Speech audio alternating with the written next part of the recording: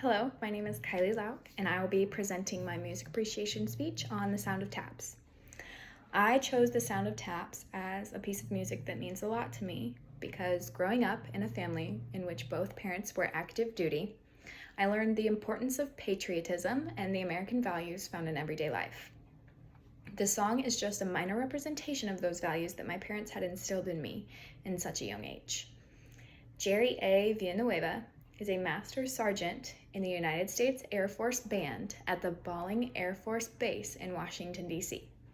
The Master Sergeant is featured in both the Association of the United States Army website and NPR.org in Historians Explain the Origin of Taps, published in May of 2011.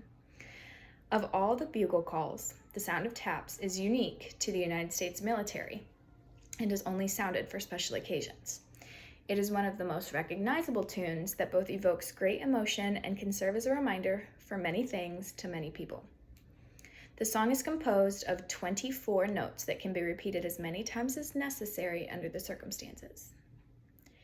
Jerry A. Villanueva is also the author of Celebrating America's Freedoms on the va.gov website. Taps was originally played as a signal to extinguish lights at the end of the day. Up until the time of the Civil War, the infantry call to extinguish lights was a sound borrowed from the French. The French tune was thrown out, and the call tattoo was edited and revised by Major General Daniel Adams Butterfield for his brigade in July of 1862.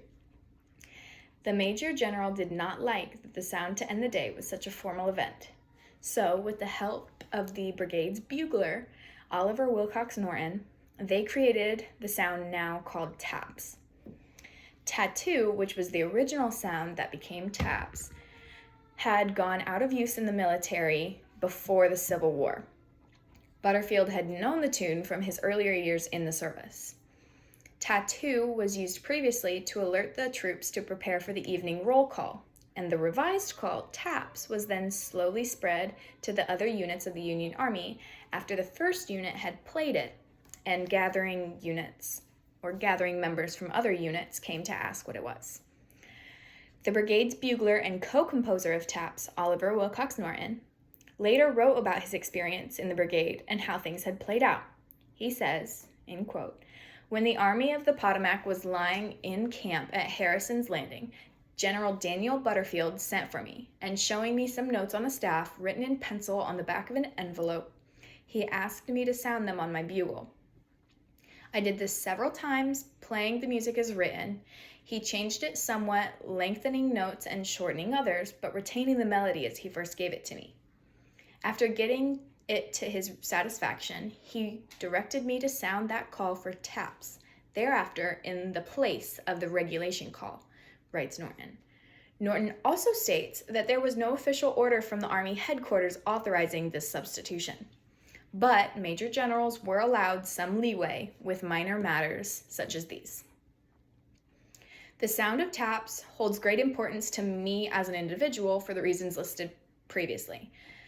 My father was an infantry corporal in the United States Army and in total served 4.5 years. He was stationed in North Korea on the border and experienced great tragedy through which the sound of taps became of great importance to him. My mother was a captain of the Quartermaster Corps in the United States Army National Guard and served for a total of 11 years. She was deployed for roughly the first 5 years of my life. I remember very little from that time, but one thing I distinctly remember was the sound of taps. It was my favorite lullaby when I was a baby and when I was small, and I would even ask my mom and dad to sing it to me before bedtime every night as I was getting older. While I can't say that I still ask my parents to sing me a lullaby before bed, the importance and background of the sound of taps will always be ingrained in my mind, and I hope to be able to pass those values onto my children throughout this song.